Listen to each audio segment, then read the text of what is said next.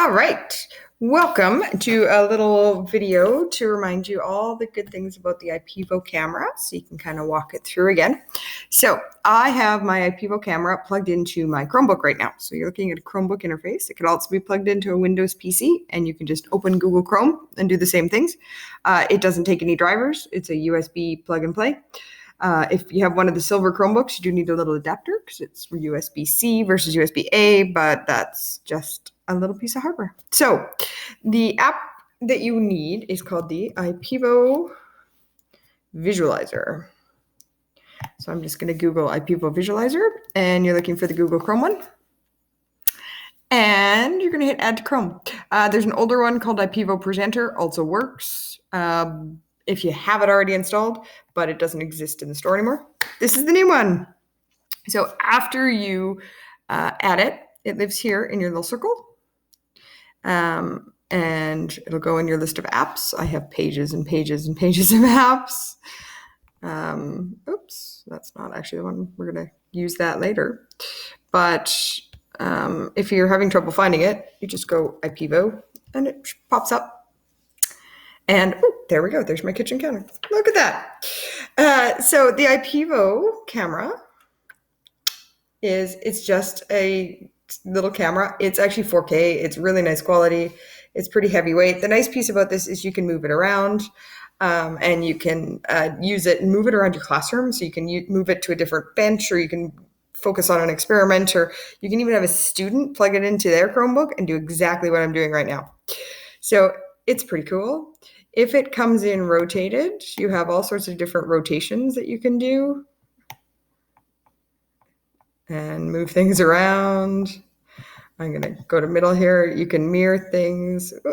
Oh, and it's mad at me. Of course it is. There we go. Yeah, you can move things horizontally, visually, mirror, unmirror, all those different things. After you play with it, reset is always a nice button. So you can also move between cameras.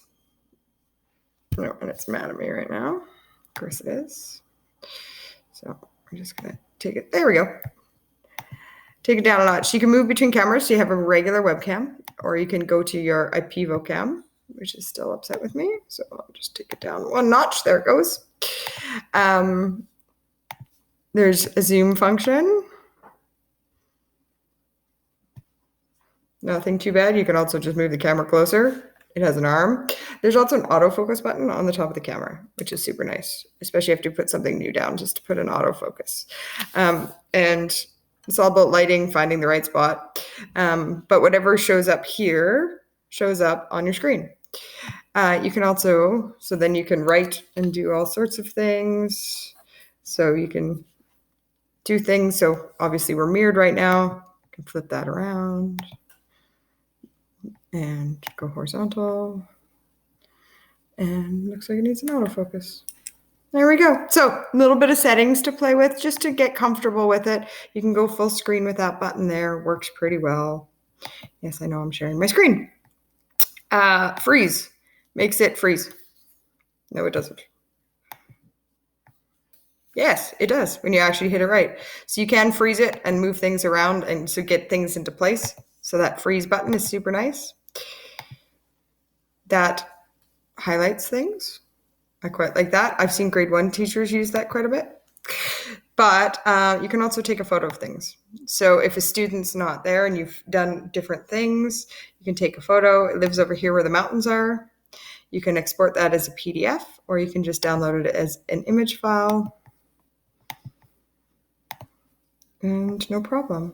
Copy to clipboard. Do lots with it. So Ipevo Visualizer works really well. I'm actually going to open that up again and show you how to put it on your TV. So it's on your computer, but you need to get it on your TV. And there we go. So to get it on your TV, you hit the time and you choose this cast option. And then you choose the TV. I'm going to choose my living room because that's where I'm at, making sure everything's ready to go for you guys. And all of a sudden, what's on my screen is showing up over here on my TV, which is way over there. But you get the idea that now whatever I do here is actually showing up on the TV in the classroom, which is really, really neat. To stop casting, time again, and it says you're sharing your screen, you're currently casting. So I'm